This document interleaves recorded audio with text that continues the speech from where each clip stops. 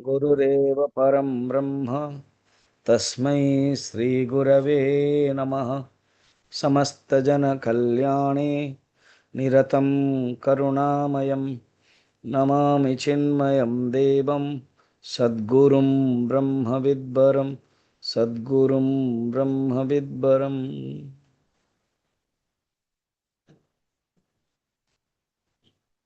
वेदांतरे अनेक प्रक्रिया अछि। सेई गोटे प्रक्रिया होछि अन्वय व्यतिरेक मेथड। अन्वय माने सबुथिरे से रहिबो, व्यतिरेक माने सबुथिरे रहिबनी। जेमते जो साक्षी चैतन्य कूटस्थ से सबुथिरे थिबो, जाग्रत अवस्था मध्य, स्वप्न अवस्था मध्य, सुषुप्ति अवस्था रे। किंतु जेतले हम जाग्रत अवस्था रहूछु स्वप्न रे नाही, जेतले स्वप्न रे रहूछु सुषुप्ति आउ जाग्रत रे न हो। सुषुप्त रे रहिले जाग्रत आउ स्वप्न रे न, ता कहंती व्यतिरेक। एग्जांपल देंतु, खाइबार एग्जांपल।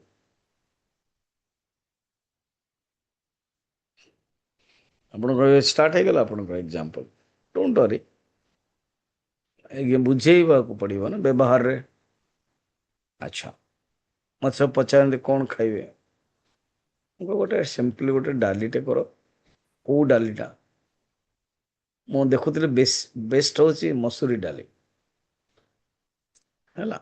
चलो डालीटे करो, ओके। तापर मिक्स वेजिटेबल संतुलाटे करो। अच्छा, दुई हो गला। आउ टे साग कर दियो। अच्छा, ठीक अच्छे, तीन हो गला। आउ टे सलाद दे दियो। ठीक अच्छे, हाँ, एति नो चावल, नो नो रोटी, नो, एति आपन हो जाउची। यस, बर्तमान जिते डाली मु चार्टा आप देदेले, मु बर्तमान कहबी अन्वय व्यतिरेक मेथड। कौन अन्य व्यतिरेक समझे? खाइबार अन्य व्यतिरेक अच्छी ना? हाँ, डाली संतुला नुह। संतुला कही डालमा कहनी, आप कहीदेवे नहीं नहीं डाली, डालमार भी डाली अच्छे, मु डालमा नहीं। डाली संतुला नुह, संतुला डालमा नुह। संतुला शाग नु, डाली शाग नु, खोसला शाग बैगण पड़ी शाग नु। फिर सलाद जो टे लुण पकई आप गोलमरीच पकाई। ये चार्टा जिनस जड़े जन को नुह, ता हूँ व्यतिरेक। ओ एमती बुझा? यस, मु भावुली खाइबा कहीं, अरे सकाळु सकाळु कहीं एते खाइबा विषय। अर्थात व्यतिरेक, डाली संतुला नुह, संतुला शाग नुह, शाग सलाद नुह। कि कॉमन हूँ सबुथ लुण पड़ी, कम पड़ी पड़ी। तो लुण इज इक्वल टू अन्वय। जो डाली खाऊँ सतुला खाऊना, जो सतुला खाऊँ खाऊना। मोर कौन स्टाइल मु गोटे गोटे समापन करे। अब सपोज डालीटा आग मु सतुला धरे, यार डाली तो जोटा है शाग, बस भाविले सरीगला, लोक नहीं आसनी मतलब हो गला बाबा ना, आप सरीगला खाली होगला कौन अच्छे, खाली तो सब करा पड़ो। तो जो डाली धरुचे मनुष्य, सतुला धरी पारना। जो सतुला धरुचे शाग नहीं, से हूँ व्यतिरेक। जाग्रत अवस्था स्वप्न सुषुप्ति नुह, स्वप्न अवस्था जाग्रत सुषुप्ति नुह, सुषुप्ति अवस्था जाग्रत स्वप्न नुह। किंतु जो कूटस्थ चेतन से सबुत्र अच्छे। देखो जीवात्मा नुहे, चिदाभास नुह, चिदाभास तो सुषुप्ति नहीं। आ चिदाभास मन उपर निर्भर। केबे केमती मन जो एपट सेपट हुए जानी पारे नहीं। तो ये कथाटा 211 रे कहउछंती अन्वय व्यतिरेक। पढ़िबा 211। यत्र यदृश्यते द्रष्टा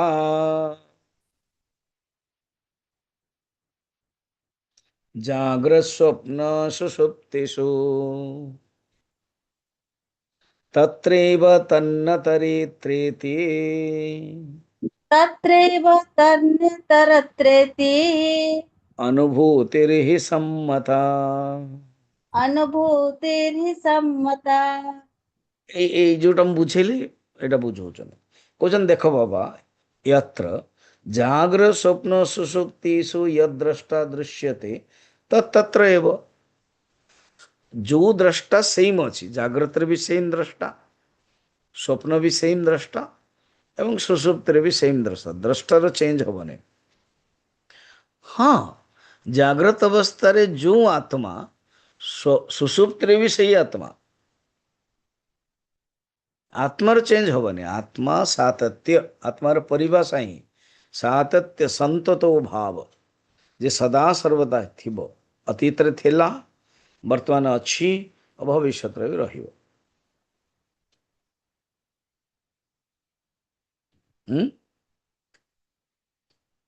संततो भाव।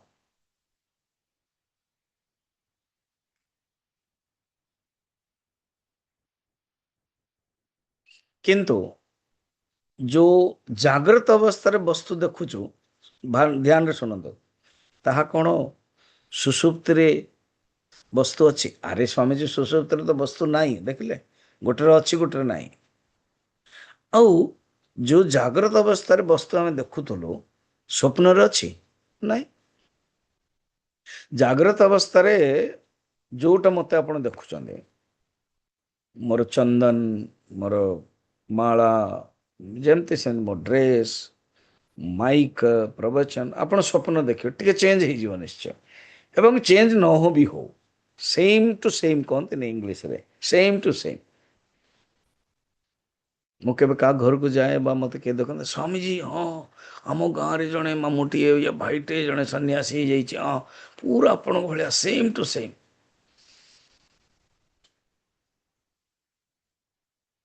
एवं मु सूरत जो आश्रम जाए ना, हरिओम आश्रम जो मौन रहा से जड़े अच्छा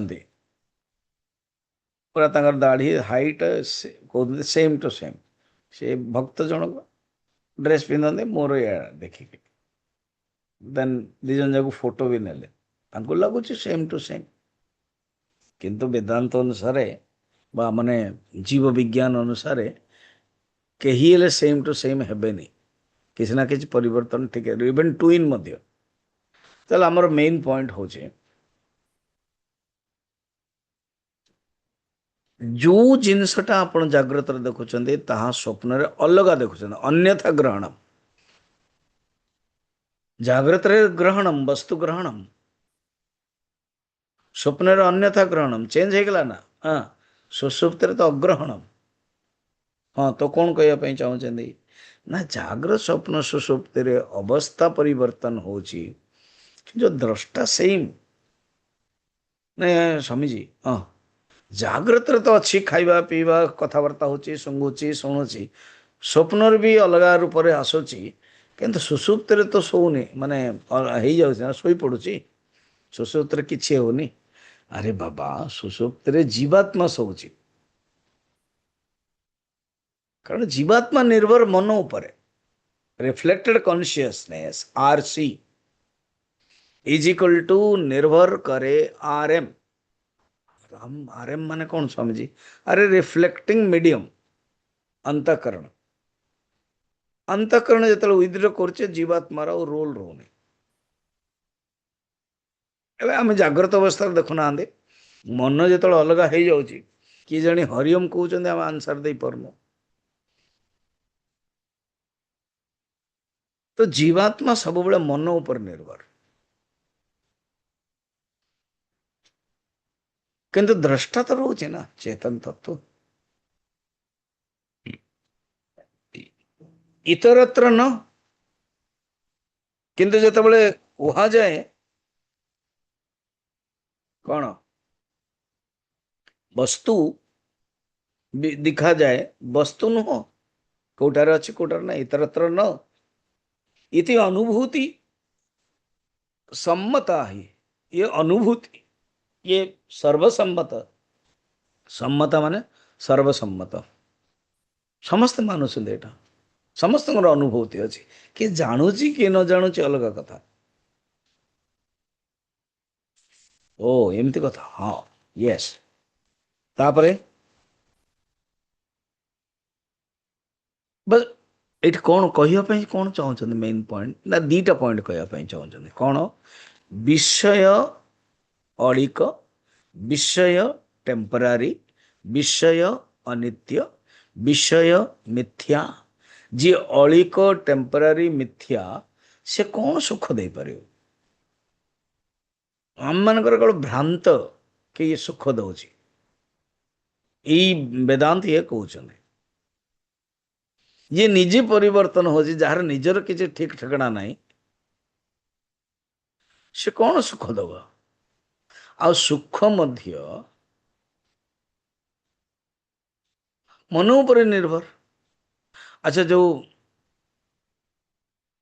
ଜୋଇଁ ହଉ ବା ଯିଏ ହଉ, ଆପଣ ଖାଇବାକୁ ଦିଅନ୍ତି ନା କେବେ କେମିତି ବାହାରେ, ବିହାର ମେରେ ଏତେ ଆଇଟମ ସବୁ ଥିଲା, ସେ ବହି ଦେଖୁ ଦେଖୁ ମୁଣ୍ଡ ଖରାପ, କେତେ ଖାଇବ?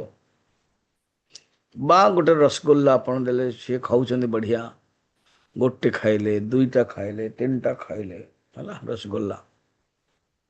ଏଇ ସମୟରେ ହଠାତ୍ ଟେଲିଗ୍ରାମ ଆସିଗଲା, ପୁରୁଣା କାଳର ଏକ୍ଜାମ୍ପଲ, ବା ଫୋନ ଆସିଗଲା, କ'ଣ? ପତ୍ନୀ ମରିଗଲେ, ବର୍ତ୍ତମାନ କୁହ, ମା ମରିଗଲେ, ଯେକୌଣସି ଗୋଟେ ବ୍ୟକ୍ତିର ସମ୍ପର୍କରେ ମରିଗଲା, ଆଉ ସେ ରସଗୋଲ୍ଲା ଖାଇବ? ଦୌଡ଼ିବ ନା ନାଇଁ? ପୁଅ एक्सीडेंट ହେଇଗଲା, हाँ, तो रसगुल्ला भी गोबर हो जाएगा। अब ଛାଡ଼ିବ, ଆରେ ଖାଇକି ଯାଅ ନା, ନା। ଏହା ଅବସ୍ଥା ହେଇଛି, ତାମାନେ ବସ୍ତୁ ଭୋଗ ଦଉଥିଲା, ଛାଡ଼ିଲ କାହିଁ ତାହେଲେ? ବସ୍ତୁ ତ ଭୋଗ ଦେଇଥାନ୍ତା, ଏତେ ଜିନିଷ ଥିଲା, ତମେ ଆହୁରି ଖାଇଥାନ୍ତ। ନାଇଁ, ବର୍ତ୍ତମାନ ମନ ଯଦି ଲାଗିଲା ତାହେଲେ ମଜା, ମନ ଯଦି ନ ଲାଗିଲା ତାହେଲେ ମଜା ନାହିଁ। ସେଇ ରବୀନ୍ଦ୍ରନାଥ ଠାକୁରଙ୍କର ଏକ୍ଜାମ୍ପଲ, ରେଲୱେ ଷ୍ଟେସନରେ ମନର ଏକ୍ଜାମ୍ପଲ, ବା ମୁଁ ଆହୁରି କାଲି ବୋଧେ ପ୍ରଶ୍ନ ଉପନିଷଦରେ ବି କହିଥିଲି, କ'ଣ? ଭାବନ୍ତୁ ଗୋଟେ ଏକ୍ଜାମ୍ପଲ ହୁଏ, ମ୍ୟାରେଜ ହଲରେ ଆପଣଙ୍କୁ ଆପଣ ଡାକିଛନ୍ତି ସମସ୍ତଙ୍କୁ ଖାଇବା ପାଇଁ, କାରଣ ପୁଅର ବାହାଘର, ଝିଅର ବାହାଘର ଅଛି। ତ ଆପଣଙ୍କୁ ପ୍ରାୟ ସମସ୍ତେ ଜାଣିଛନ୍ତି, ପୁଅର ଯୋଗୁଁ କମ୍ ଜାଣିଛନ୍ତି, ଏବଂ ସମସ୍ତେ ଭେଟୁଛନ୍ତି, ବୁକେ ଆଣିଛନ୍ତି, ପ୍ରେଜେଣ୍ଟେସନ ଆଣିଛନ୍ତି, ଲଫାଫା ବି ଆଣିଛନ୍ତି। ଲଫାଫା କ'ଣ ପାଇଁ ଆଣନ୍ତି ଜାଣିଥାନ୍ତି ଆପଣ? ଏବଂ ଏମିତି ହେଇଥିବ ନିଶ୍ଚୟ, ଯୋଉ ଗୋଟେ ଦିଟା କମ୍ପ୍ଲେନ୍ ରହିବ, ଆରେ ମୁଁ ଆସିଥିଲି, ତମେ ମୋତେ ହସିଲନି, କଥାବାର୍ତ୍ତା ହେଲନି, ବାସ୍ ଅନ୍ୟ ସହିତ କଥାବାର୍ତ୍ତା ହଉଥିଲ, ହ୍ୟାଣ୍ଡସେକ୍ ତାକୁ କଲ, ମୋ ସହିତ କଲ ହ୍ୟାଣ୍ଡସେକ୍, କିନ୍ତୁ କାରଣ ସବୁ ମେକାନିକାଲ ଚାଲିଥିଲା, ମନଟା ଅଲଗା। ଯିଏ ଟିକେ ଇମ୍ପୋର୍ଟାଣ୍ଟ ହବ ତା ସହିତ କଥାବାର୍ତ୍ତା ହବ, ଜେନେରାଲ ଯିଏ ଚିହ୍ନି ନାହାନ୍ତି କଥାବାର୍ତ୍ତା ହବନି, ସିଏ ହରିଓମ କରିଛନ୍ତି, ନିଶ୍ଚୟ କମ୍ପ୍ଲେନ୍ ରହିବ। ବା ମାଇଣ୍ଡରେ କ'ଣ ରହିବ, ଆରେ ବାବା କ'ଣ ହେଇଛି ନା, ମୁଁ 200 ଲୋକ ପାଇଁ କରିଛି, ଲୋକ ଏତେ ହେଇଗଲାଣି, ଡ୍ରାଇଭର ମିଶା ହେଇନି, ଇଏ ମିଶେଇ ଆମେ କରୁନଥିଲୁ, ଏତେ ଲୋକ ହେଇଗଲାଣି, ତ ମୋର ଟିକେ ମାଇଣ୍ଡ ବିକ୍ଷିପ୍ତ ରହିଲା। ୟା ମୁଁ 200 ଲୋକ ପାଇଁ କରିଛି, ବର୍ଷା ହେଇଗଲା ତ ଲୋକ କମିଯିବେ, ହେ ନା? ତ ଏଇଟା କ'ଣ ପାଇଁ ହେଲା? କାହିଁକି କମ୍ପ୍ଲେନ୍ ରହିଲା? ମନ। ଜାଗ୍ରତ ଅବସ୍ଥାରେ ଯେତେବେଳେ ମନ ନାହିଁ, ବସ୍, ତ ବ୍ୟକ୍ତି ହଉ ବା ବସ୍ତୁ ହଉ, ଇଣ୍ଟରାକ୍ସନ ହଉନି। এইটা ମନେ ରଖିଥାଅ। ଆଉ କିନ୍ତୁ ଆତ୍ମା ଯୋଉ ସାକ୍ଷୀ, ସିଏ ରହୁଛି। ଜୀବାତ୍ମା ୱେଲକମ୍ କରୁନି, ଭୁଲି ଯାଉଛି ମନ ବିକ୍ଷେପ ଯୋଗୁଁ, କିନ୍ତୁ ଯୋଉ ଅଧିଷ୍ଠାନ ସେ ରହୁଛି। ଅନ୍ୱୟ, ସେ ହେଉଛି ଅନ୍ୱୟ। ବ୍ୟତିରେକଟା ରହୁଛି ନ ରହୁଛି। ଆଚ୍ଛା, ମୁଁ କାଲି ଗୋଟେ ଲଜିକ୍ ଦଉଥିଲି ପ୍ରଶ୍ନ ଉପନିଷଦରେ, ଦରବାଜା ତ ବନ୍ଦ, ଆପଣ ଆନ୍ସର ଦେଇପାରିବେନି।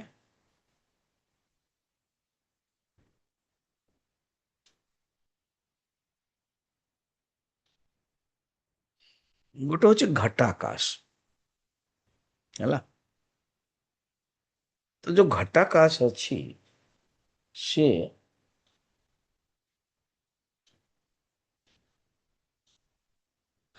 ଘଟରେ ଆକାଶ ଅଛି ନା ଆକାଶରେ ଘଟ ଅଛି? ଘଟରେ ଆକାଶ ଅଛି। ଯେତେବେଳେ ଘଟ ଆମେ ଦେଖିବା ସେତେବେଳେ ଆକାଶ ଦେଖାଯାଉଛି, କିନ୍ତୁ ତା ନୁହଁ, ସେଟା ଆନ୍ସର ଗଲତ। ଆକାଶରେ ଘଟ ଅଛି। କେମିତି?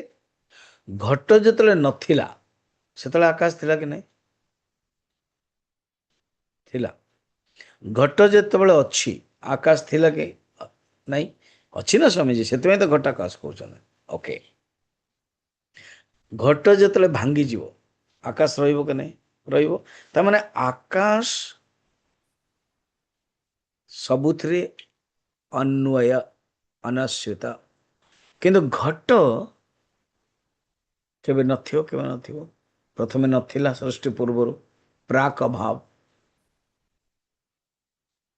ଫେର ଏବେ ଦେଖାଯାଉଛି, ଫେର ପ୍ରଧ୍ୱଂସ ଅଭାବ ନଷ୍ଟ ହେଇଯିବ, କିନ୍ତୁ ଆତ୍ମତତ୍ଵର କେବେ ଅଭାବ ହବନି। ସେ ସବୁବେଳେ ରହିବ, ସେ ଅନ୍ୱୟ, ସିଏ ଦ୍ରଷ୍ଟା ସାକ୍ଷୀ।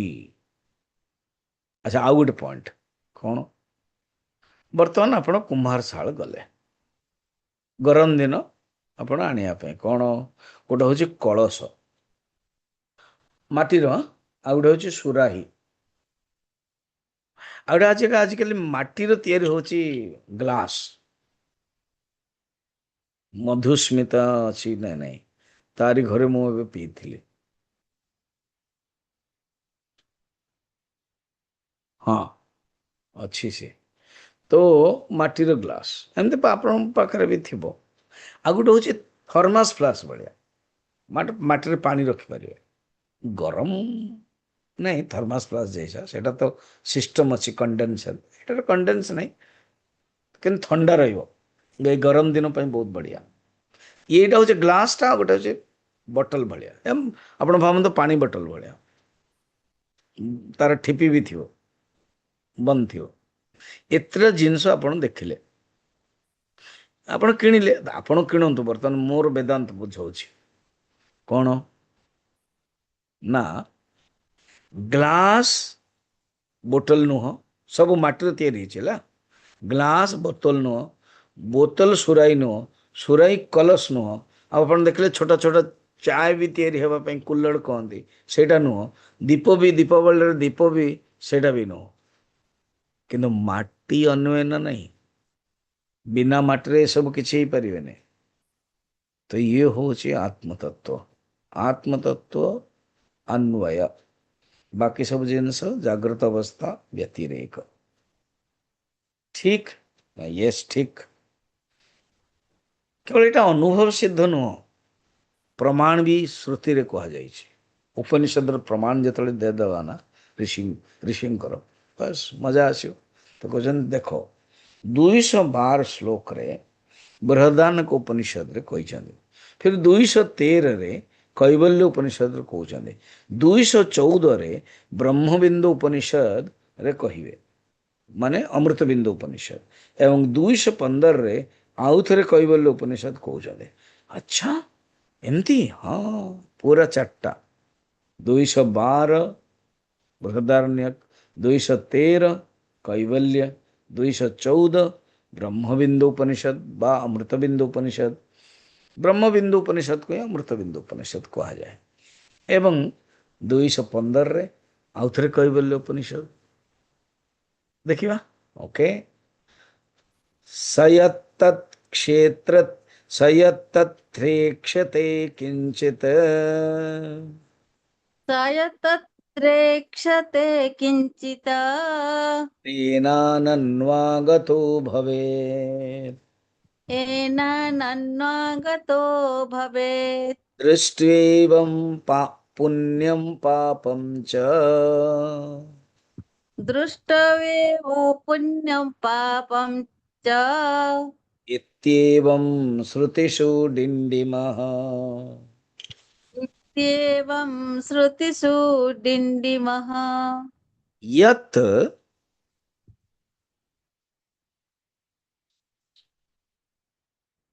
କଣ କହୁଛନ୍ତି କି ସ ୟତ୍ତତ୍ କ୍ଷେତ୍ରତେ,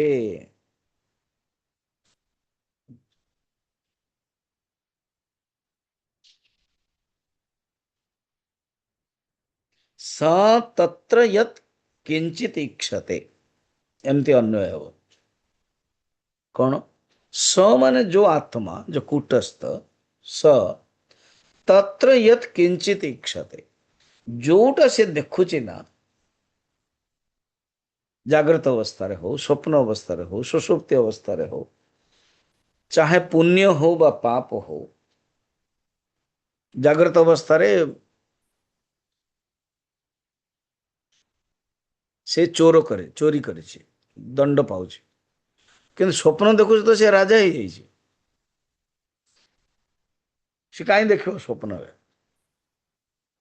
अच्छा स्वप्न रे से सजा पाई फांसी दंड है पूरा कांदुची कांदिला पर तले पड़गला स्वप्नर जो दंड जागृत अवस्था रही कि नहीं तमाने सीए जो आत्मा द्रष्टा जहां जहां गोटे गोटे अवस्था देखुची तेन अनन्वागत भवति भवे अनन्वागत फिर आसुनी दूसरी अवस्था रही पुण्यम पापम च दृष्ट्वा एव इति पुण्य व पाप हो साथी जीवनी से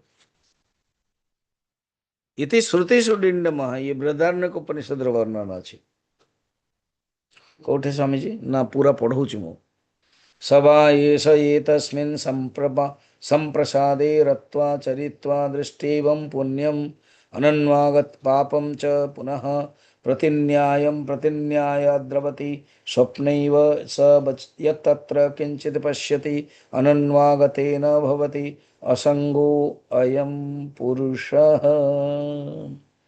ये लंबा स्तोत्र अर्थात जो आत्मा सुषुप्ति रे रमण करथला विहार करथला पाप पुण्य भी अनुभव करथला से फिर स्वप्न रे आउ सेटा अनुभव करिवने से स्वप्न को आसीव से किंतु अब अनुभव करिवने जहाँ किसी देखुतला जहाँ किसी शुणुतला से अवस्था सहित असंबंध थिला एणु से तुरंत जाई पारथला संबंध हेगला पर जाई परिवने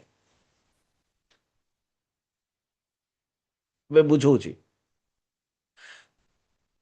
जहाँ घरे बाहागर होची फंक्शन होची स्वामी जी ये बाहागर फंक्शन अरे बाबा पूजा होची सत्यनारायण पूजा होची ओके ओके तो सत्यनारायण पूजा जेतबेले होची मु ए जने ब्रह्मपुर यूनिवर्सिटी वाइस चांसलर थे ब्रह्मपुर मोर जो प्रवचन चलते ना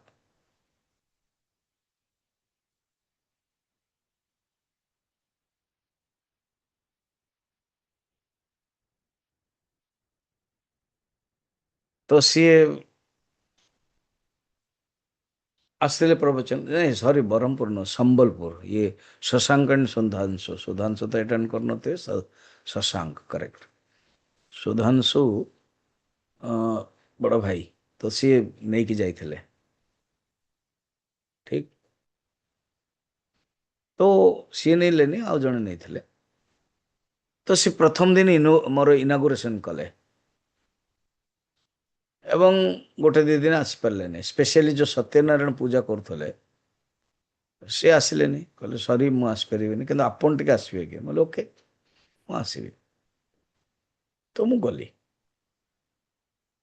बर्तमान से कहीं आसिले कहीं ना फंक्शन अच्छी है किंतु मु तांकर अटेंड कली एवं आउ गोटे जन घर भी अटेंड कली दुई तापर प्रवचन भी देले आउ जन घर खाइबा गले डिनर गले चार्टा जाक मुझे कर पारे कारण से फंक्शन आउ जन घर अटेंड बा प्रवचन बा डिनर मु कनेक्टेड नुह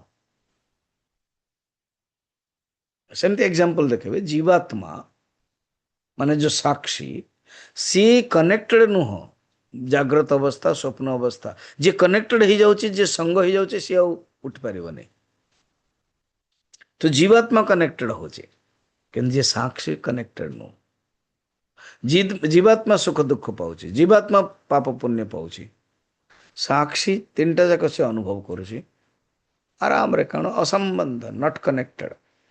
ଯୋଉଠି କନେକ୍ଟେଡ ହେଇଯିବ, ଯୋଉଠି ସଙ୍ଗ ଆସିଯିବ, ସଙ୍ଗ ଆଇଡେଣ୍ଟିଫିକେସନ, ଆଟାଚମେଣ୍ଟ ଶବ୍ଦ ଦେଖନ୍ତୁ, ବା ସେଇଠି ଦୁଃଖ। ଆତ୍ମା ରିଏଲି ଆଟାଚମେଣ୍ଟ ନୁହେଁ, ନନ୍ ଡିଟାଚମେଣ୍ଟ। ଅସଙ୍ଗୋହମ୍, ଅସଙ୍ଗୋହମ୍, ଅସଙ୍ଗ ପୁରୁଷ। ଏଇଟା ଜାଣ, ଏଇଟା ବତେଇବା ପାଇଁ ବୃହଦାରଣ୍ୟ କରେ याज्ञवल्क्य कौन हे मैत्री जो आत्मा हूँ असंग पुरुष। बर्तमान आम कैवल्य उपनिषद देखा। जाग्रत स्वप्न सुषुप्त्यादि जाग्रत् स्वप्न सुषुप्तादि प्रपंचम यत् प्रकाशते प्रपञ्चं यत् प्रकाशते ब्रह्माहमिति ज्ञात्वा तद्ब्रह्माहमिति ज्ञात्वा सर्वबन्धे प्रमुच्यते। सर्वबन्धै प्रमुच्यते। जाग्रत स्वप्न सुषुप्त्यादि 213। जागृत स्वप्न सुषुप्त्यादि प्रपंचम, ये सब प्रपंच, आदि प्रपंच ना आवरी बाकी सब प्रपंच, हिरण्य गर्भ पर्यंत, इवेन ईश्वर पर्यंत जिते सब आदि से प्रपंचम यत प्रकाशते, जो प्रकाशित होची से कौन? तद ब्रह्म अहम, जी प्रकाशित करोची से ही ब्रह्म। आ से ब्रह्म मु ही, से कूटस्थ ब्रह्म मु ही। इति ज्ञात्वा, जदि जानी देल ऐसे ब्रह्म को, हाँ, सर्वबंधे प्रमुच्यते। देखिल कौन? जाग्रत स्वप्न सुषुप्ति आदि रे किए जने प्रकाशित करुचे एवं से सबुतर रहउची। ये अन्वय व्यतिरे जाग्रत रे जहाँ अनुभव होची स्वप्नर नहीं, स्वप्नर जहाँ अनुभव होची सुषुप्त रे नहीं। देखल कैवल्य उपनिषद मध्य या ही वर्णन ला। यद जागृत सुषुप्त्यादि प्रपंचम प्रकाशते तद ब्रह्महम इति ज्ञात्वा सर्वबंधे प्रमुच्यते। कैवल्यर 17 नंबर श्लोकटा एटा। सच्चिदानंद परम ब्रह्म से चेतन स्वरूप प्रकाशित करोछि,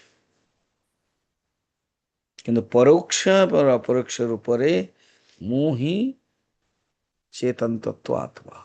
थरे जान देला माने पाप पुण्य कर्म बिल्कुल बंधन नहीं। आत्मा हूँ भाषकत्व, आत्मनिर्भर भाषक। भाष्य कौन? भाष्य आभाष्य जीव वस्तु है। एबे ब्रह्म बिंदु उपनिषद रो मंत्र 11 अमृत बिंदु उपनिषद जाओ कहते ताको पढ़िया। से कौन कहते देखो, एक एवात्मा मंतव्यः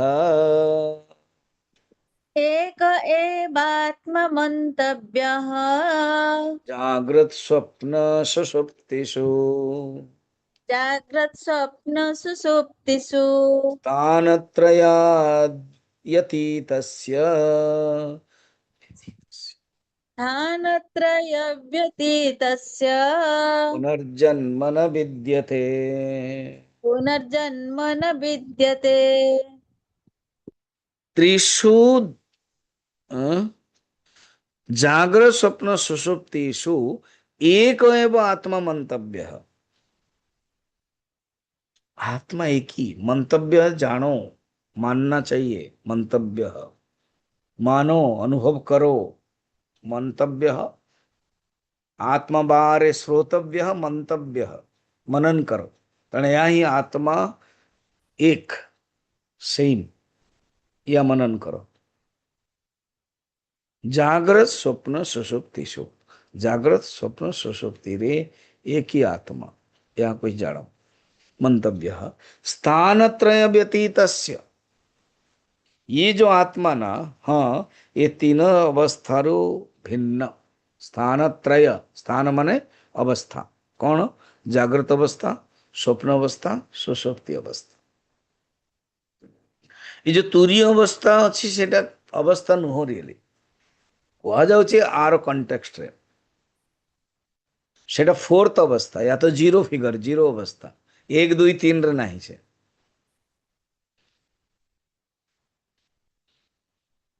ଏମିତି ଜାଣିବା ଲୋକ ପୁନର୍ଜନ୍ମ ହୁଏନି। ଦେଖିଲେ, ସେଇ ଯୋଉ ଜୀବ ସ୍କୁଟସ୍ଥ ଆତ୍ମାକୁ ଜାଣ। ଏବେ ଆଉଥରେ କହିବେ ଉପନିଷଦରେ କହୁଛନ୍ତି କଣ ପଢିବା?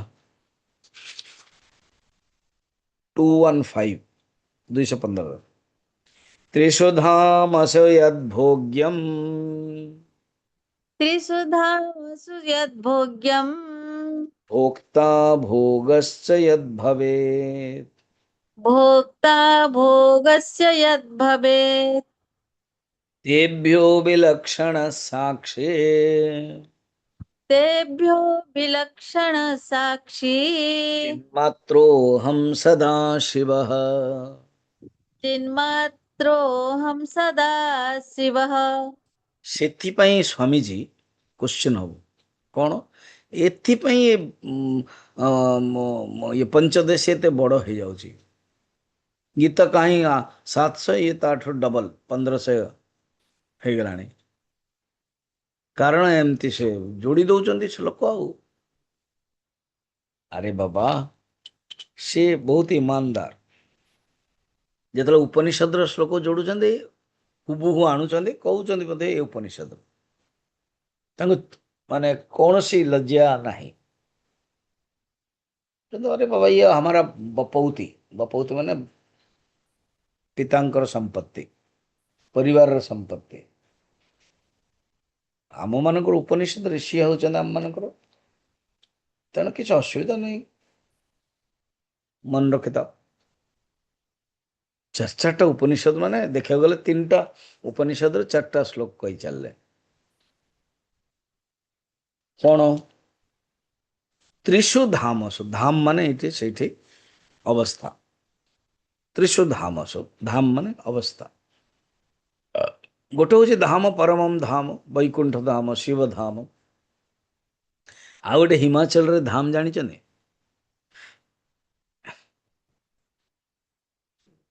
ଏ ଭୋଜନ ଦେବାଟାକୁ ଧାମ କହନ୍ତି। ଧାମ ମେ ଚାଲୋ, ଏମିତି ନାଁଟା ୟୁଜ୍ ହେଇଛି। ସେଟା ହିନ୍ଦୀରେ, ହିମାଚଲ ଭାଷାରେ ଧାମ, କିନ୍ତୁ ରିଏଲି ସଂସ୍କୃତ। ଧାମରେ କଣ ହୁଏ ଜାଣିଛନ୍ତି? ଯେଉଁମାନେ ଯାଇଛନ୍ତି ପବିତ୍ର ଆଦି, ଏବେ ସିଦ୍ଧଗଡ଼ରେ ଆମର ଗୁରୁଦେବଙ୍କର ଯେଉଁ ମେ 8ରେ ଗୁରୁଦେବଙ୍କ ବର୍ଥଡେରେ, ବାସ୍ ଆମର ଯେଉଁ ଅଫିସ୍ ସାମ୍ନାରେ ପୁରା କାର୍ପେଟ ପଡ଼ିଥିବ, ତଳେ ବସିବେ ଏବଂ ରନ୍ଧା ହବ। ଗୋଟେ ସ୍ପେଶିଆଲି ପିତ୍ତଳର ହାଣ୍ଡି ଅଛି। ପିତ୍ତଳ ଆମର, ଆପଣମାନେ ବୁଝିପାରୁଥିବେ, ପିତ୍ତଳର ହାଣ୍ଡି। ତା ହାଣ୍ଡି ବି ଆମମାନଙ୍କର ଯେଉଁ ହାଣ୍ଡି ନା ଟିକେ ଓସାରିଆ ଥିବ, ସେମାନଙ୍କର ହାଣ୍ଡି ନା ବହୁତ କମ୍ ଥିବ, ଓସାରିଆ କମ୍। କିନ୍ତୁ ସେଇଟା ଚୁଲିରେ ଦିଆଯିବ, ଗ୍ୟାସ୍ ଫ୍ୟାସ୍ ନାହିଁ, କାଠ ଚୁଲିରେ କରାଯିବ। ଏବଂ ଆଇଟମ୍ ଆଜିକାଲି ମିଶି ଦେଉଛନ୍ତି, ଡାଲି ଜାତୀୟ ହିଁ ବେଶୀ। ତାପରେ ମାନେ ଇଏରେ ଆଉ ଗୋଟେ ମଟର ପନିର ରହୁଛି। ବାକି 7-8 ପ୍ରକାର ଡାଲି। ତା ବି ଇଣ୍ଟରେଷ୍ଟିଂ। କ'ଣ ଭାତ ଦେଇଦେବେ, ଅଳ୍ପ ଆପଣ ଡାଲି ସହିତ ଖାଇବେ। ତାପରେ ସେକେଣ୍ଡ ଡାଲି, ଥାର୍ଡ ଡାଲି। ଆଉ ଯଦି ଭାତ ସେ ଡାଲି ସହିତ, ସିଏ ତ ଅଳ୍ପ ଦେବେ। ଆଉ ଡାଲି ଆପଣ ସବୁ ଭାତ ସହିତ ଖାଇପାରିବେନି। ଆଉ ଯିଏ ବାଣ୍ଟୁଛନ୍ତି ମଧ୍ୟ, ସେ ପୁରା ଧୋତି, ହ୍ୱାଇଟ୍ ଧୋତି ଏବଂ ଗଞ୍ଜି, ହ୍ୱାଇଟ୍ ଗଞ୍ଜି ପିନ୍ଧିବେ, ତାଙ୍କୁ ଦିଆଯାଏ। ବହୁତ ସ୍ପିଡରେ ସେ କରିଦେବେ। ଭାତ ପକେଇଛେ, ଡାଲି ପକେଇଛେ, ତାକୁ କହନ୍ତି ଧାମ।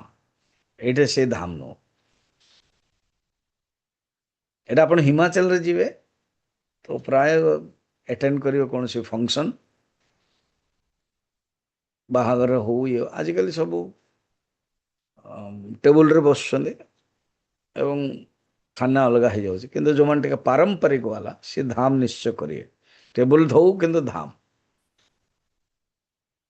ସିଏ ଧାମ ଶବ୍ଦ ନାହିଁ। ଧାମ ମାନେ ଇଭେନ୍ ପରମମ୍ ଧାମ, ବୈକୁଣ୍ଠ ଧାମ ବି ନୁହଁ। ଧାମ ମାନେ ଏଇଟା ଅବସ୍ଥା। ତ୍ରିଷୁ ଧାମସୁ, 3ଟା ଅବସ୍ଥା। ୟଦ୍ ଭୋଗ୍ୟମ୍, ଏ 3ଟା ଅବସ୍ଥାରେ କ'ଣ ହୁଏ? ଭୋଗ୍ୟମ୍, ଭୋକ୍ତା, ଭୋଗଃ, ତ୍ରିପୁଟି।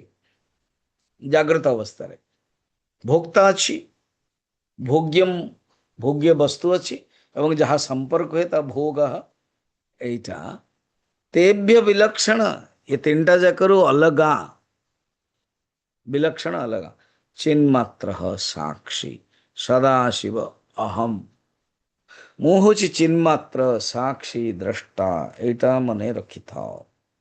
ये कैवल्यर 18 नंबर श्लोक कैवल्य दीटा जाक आसीगला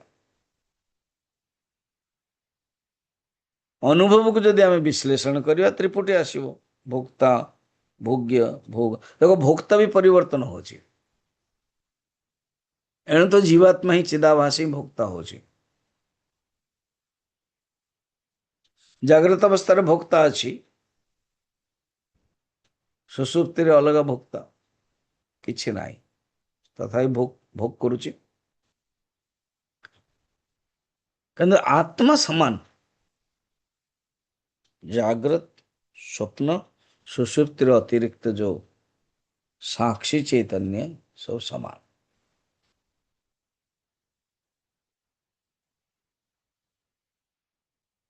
अच्छा जागृत अवस्था रे जीवात्मार जो भोक्ता तार ना होची विश्व जागृत अवस्था अभिमानी स्वप्न अवस्था अभिमानी तार ना होची तेजस और सुषुप्ति अवस्था अभिमानी तार ना होची प्राज्ञा देखिले किंतु आत्मा चेंज होबनी आत्मा जैसे तैसे भोक्ता चेंज हो जाए ना चेंज हो जाउची एबे मु भोक्ता पा पूर्व मु 4टार उठी गले कौन हले जागृत उठने वाला उठिकी योगासन आदि करी मु वॉकिंग करिया पई गली रियली मु करूची हला योगासन सरला देन वॉकिंग 4:30 रे 4:30 35 रे 4:45 रे मु वॉकिंग करिया गले देन आधा घंटा करके मु अगेन आस जाउची 5:30 रे कभी 40 मिनट जाओ स्नान करके मु देन कौन है से समय मोर रोल कौन था वाकेर कौन जीवात्मार रोल वाकेर देन स्नान कले स्नानेर ये कौन शब्द समझी अरे वाकेर है तो स्नानेर भी है बात करिए बाथेर ये क्या इंग्लिश तापर मु कली गली पूजा कली पूजार पूजेर माने पूजक तापर मु बसिली तापर आपण पाखरे आसिली तो ये रोल चेंज हो गला तो जीवात्मार रोल चेंज हो किंतु जो आत्मा साक्षी तार रोल चेंज नहीं से समान तो ये जो विश्व तेजस प्राज्ञ व्यष्टि समष्टि कौन हुए विराट हिरण्यगर्भ ईश्वर सी जब चेंज हो भोक्ता ना हो गला किंतु आत्म चैतन्य समान विलक्षण साक्षी से विटनेस चिन्ह मात्र कॉन्शियसनेस मात्र सदाशिव परमात्मा मु अटे एटा जानिबा दरकार हैला एवं एपरि भावरे विचार करिवा उचित एपरि भावरे चिंतन करिवा उचित एणु आत्मा भोक्ता नुह प्रश्न होता है भोक्ता किसमें भोक्ता कोठी अछि यदि आत्मा भोक्ता नुह जो कूटस्थ चैतन्य भोक्ता नुह तो विचार करो भोक्ता कोठी अछि एवं विवेचिते तत्वे एवं विवेचिते तत्त्वे विज्ञानमय शब्दितः विज्ञानमय शब्दितः चिदाभासो विकारीयो चिदाभासो विकारीयः चिदाभासो विकारी यः भोक्तृत्वं तस्य शिष्यते भोक्तृत्वं तस्य शिष्यते कौचंती ये होचे 216 एवं तत्वे विवेचिते एई परि भावरे आत्मतत्वर विवेचन करिव तत्व माने आत्मतत्व कौन जो साक्षी जो चेतन विषय रे अन्वय से विवेचित करिकी जो विज्ञानमय जीवात्मा विज्ञानमय शब्द यूज करछन्ती कारण बुद्धि युक्त हो जाउछे विज्ञानमय पुरुष जेतळे विज्ञानमय अन्नमय प्राणमय विज्ञानमय कोश सेतळे जीवात्मा को ही कहगला विज्ञानमय विकारी तार जीवात्मा चिदाभास ताको अलग करा जाउछी गोटे हूँ आत्मतत्व आउ जोटा रहिला चिदाभास सी तो भोक्ता ज्ञान विचार कला पर गोटे बाहर करदब चाउल अच्छी कुला अच्छी गोटे हूँ कुला गोटे कौन से चांगुड़ी ना कौन कुलारे कौन हुए चाउल को दिया जाए तो गुड़ी जाक बाहर से जो धान थी तसु जाक बाहर चाउलटा रहा विभुच्या तंडुलम यथा बा धान को जो आम ग्राइंडिंग करुचु क्रसर रे जाउची तो चाउल आसी जाउची आ कुंडा को अलग करा होची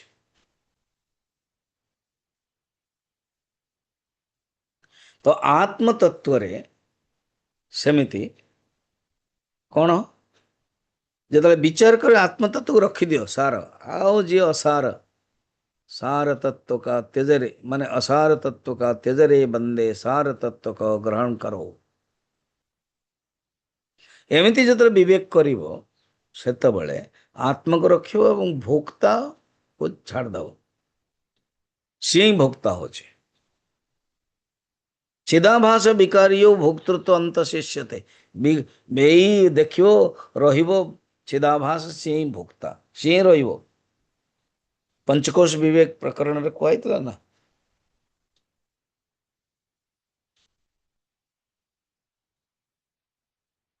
बर्तमान जो चिदाभास रोचे से माइक माइक माने ये माइक नहीं MIK माइक नहीं मायर उत्पन्न आमे 217 देखिबा ना माइकोऽयं चिदाभासः मायिकोऽयं चिदाभासः श्रुतेरनुभवादपि श्रुतेरनुभवादपि इन्द्रजालं जगत्प्रोक्तम् इन्द्रजालं जगत्प्रोक्तम् तदन्तपात्ययं यतः तदन्तपात्ययं यतः अयम चिदाभास ये जो चिदाभास देखो गोटे हूँ चिदाकाश गोटे हूँ चिदाभास चिदाकाश माने consciousness super consciousness SC original consciousness OC कूटस्थ चेतन KC सब गोटिए हैं कूटस्थ ब्रह्म KB किंतु चिदाभास कौन reflected consciousness RC reflected consciousness ये जो चिदाभास माइक माइक माया ऊपर निर्भर कह जाए न कि जीव जीव ईशो आभासे न करोति माया माया तार आभास जगु जीव ईश्वर करे माया जीव को तैयारी करुच्ची ईश्वर को तैयारी करुच्ची माया जगु ही केमती ब्रह्म प्लस माया इज इक्वल टू ईश्वर ईश्वर केवल सर्वज्ञत्व सर्व यामित्व जीव अल्प ज्ञत्व अल्प यामित्व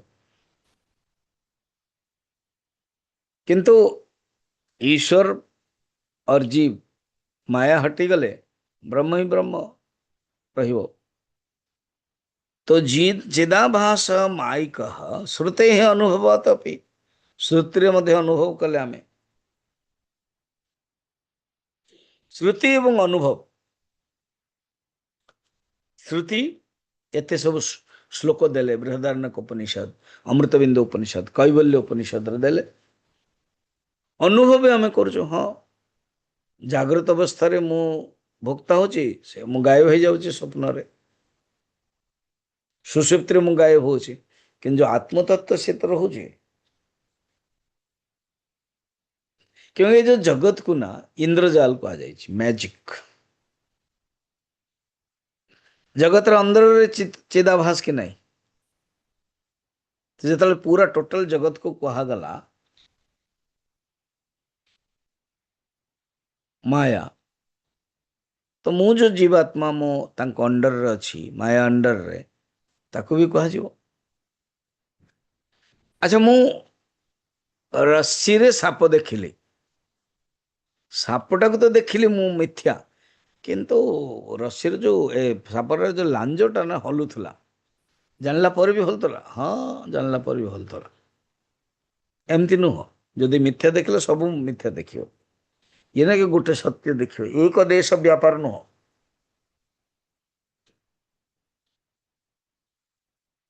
सेमती ये ना कि नहीं नहीं जगतर सब वस्तु तो माइक मु किंतु माइक नुह हबनी सबु अवस्था रे एकमात्र साक्षी चेतन सी रहिबो कि जाग्रत अवस्था रोल अलगा स्वप्न अवस्था रोल अलगा सुषुप्ति अवस्था रोल अलगा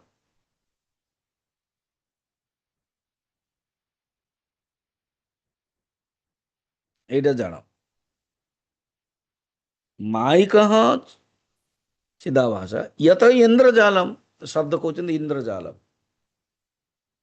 मैजिक जगत रा कौन इंद्रजालम तदंत पाति अयम तदंत पाति माने अंत पाति माने अंतर्गत ये जो जीवात्मा भी अंतर्गत जीवात्मा भी तांक जगत अंतर्गत जीव जगत ईश्वर जो कह जाउची जगत को ईश्वर तैयारी करछने आमे जगत रो गोटे यूनिट जगत रो गोटे पार्ट अंतपाती अंतर्गत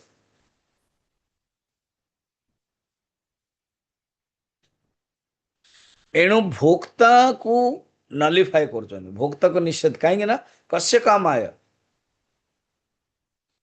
तार इच्छा ही नहीं है कर्ता नहीं भोक्ता नहीं कस्य काम आय आत्मानं चेद बीजानीयात अयमस्मीति पुरुषः किमिच्छन् कस्य कामाय शरीरमनुसज्जरेत् सी भूली ना विद्यारण्य जी आमे भूली जीव कोटा कौन कहते से जहाँ भी कहते माइंड रे अच्छी यही श्लोक को नहीं मत कह पड़ू कहते कस्य काम आय ये जो भोक्ता से तो टेम्पररी इंद्रजालमिव मायामयम ये जगत रा मायामय इंद्रजाल भलिया चिदाभास जो भोक्ता था अंडर रे एणु ये माया मिथ्या चिदाभास मध्य मिथ्या चिदाभास मिथ्या आउ गोटे एग्जांपल दौरान तर्क पढ़िबा 218 विलयोप्यस्य सुप्त्यादौ विलयोऽप्यस्य सुप्तादौ साक्षिणा ह्यनुपूयते साक्षिणा ह्यनुभूयते एतादृशं स्वस्वभावम् एतादृशं स्वस्य भावम् विनिनक्ति विविनक्ति पुनः पुनः विवनक्ति पुनः पुनः क्वेश्चन सुनो कौन ही अस्त विलय जेतबले सुसुप्ति रे चिदाभास विलय हो कि नहीं हाँ किंतु साक्षी तो रोचे ना ना आम केमती कहबा कि मु सोई थी बढ़िया अनुभव कली किए अनुभव कला साक्षी जीवात्मा तो विलय हो जाइए साक्षी द्वारा अनुभव होची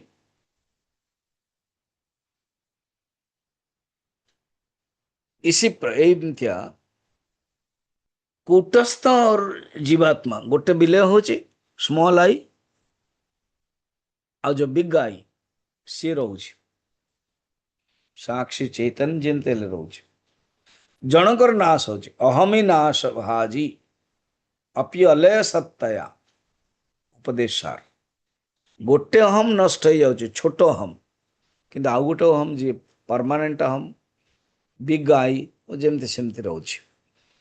ଅହମି ନାଶ ଭାଜି, ଗୋଟିଏ ଅହମ ନାଶ ହେଇଗଲା ପରେ ମଧ୍ୟ ସିଏ ଯୋଉ ଅହମ, ଯୋଉ ପୂର୍ଣ୍ଣ ଚୈତନ୍ୟ ଅହମ ସିଏ ରହୁଛି।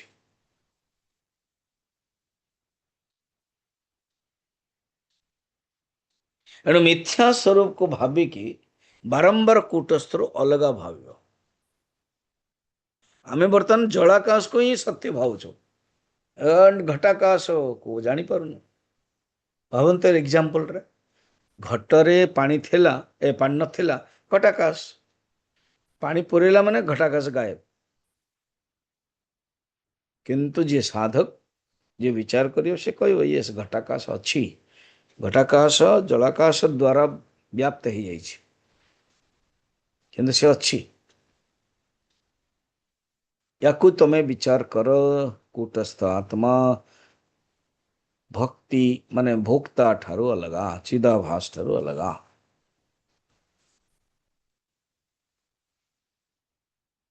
ଠିକ ବର୍ତ୍ତମାନ ଏକ୍ଜାମ୍ପଲ ଦଉଛନ୍ତି, ଜାଣିଛନ୍ତି ଯେତେବେଳେ ଭୋକ୍ତା ମାନେ ଜ୍ଞାନ ଯେତେବେଳେ ହେଇଯିବ ନା, ଭୋକ୍ତା ଗାୟବ ହେଇଯିବ। ତା ପାଇଁ ଏକ୍ଜାମ୍ପଲ ଦଉଛନ୍ତି, ମୁଁ ବି ବହୁତ ଆପଣଙ୍କୁ ଏକ୍ଜାମ୍ପଲ ଦେବି।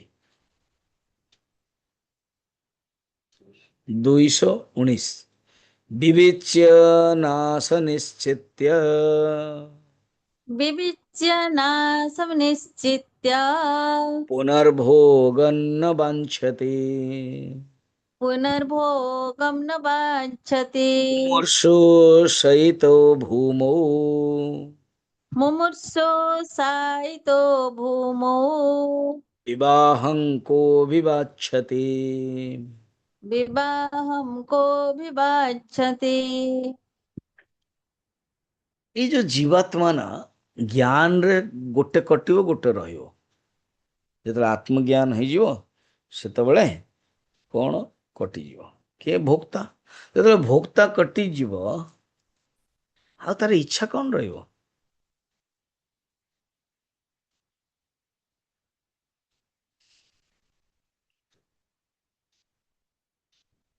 କିଛି ରହିବନି। ତ କିମିଚ୍ଛନ୍ କସ୍ୟ କାମାୟ, ଇଏ କିମିଚ୍ଛନ୍ କସ୍ୟ କାମାୟ ଭୋକ୍ତା ଯୋଗ ଅଛି, ଭୋକ୍ତା ହିଁ କଟିଗଲା, ଭୋକ୍ତା ହିଁ ମରିବ। ଏକ୍ଜାମ୍ପଲ ଦଉଛନ୍ତି କଣ? ଜଣେ ମୁମୂର୍ଷୁ ଅବସ୍ଥାରେ ଅଛି, ମୁମୂର୍ଷୁ ମାନେ ମରଣ ଶଯ୍ୟାରେ, ଡିକ୍ଲେୟାର କରିଦେଲେ କି ମରିଯିବ, ହଁ, ତାକୁ ଫିର ସେ କଣ ବିବାହ ଥରେ କରିପାରିବ?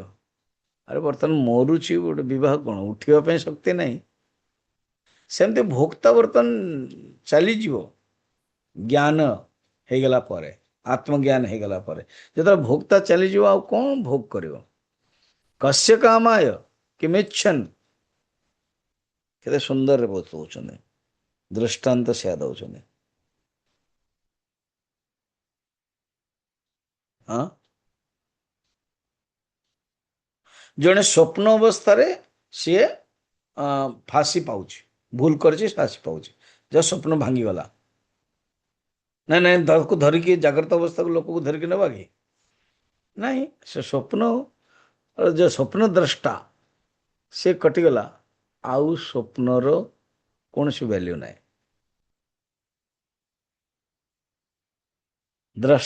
ଭୋକ୍ତା କଟିଗଲେ ଆଉ ଭ୍ୟାଲ୍ୟୁ ନାହିଁ।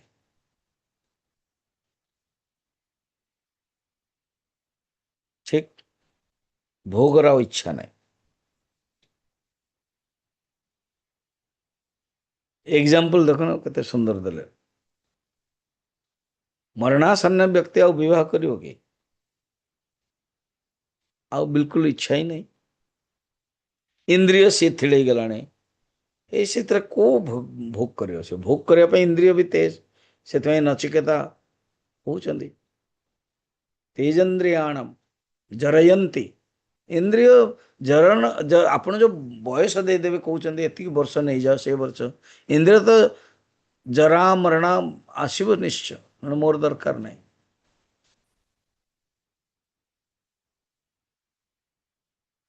ତ ଜ୍ଞାନ ଉତ୍ପତ୍ତି ହେଇଗଲା ପରେ ଆଉ ଯୋଉ ଭୋକ୍ତାର ଯୋଉ ଅବସ୍ଥା କଣ, ସେଟା କାଲି ଆମେ ଦେଖିବା 220ରେ କଣ ଅବସ୍ଥା ଅଛି, କଣ ଭାବନା।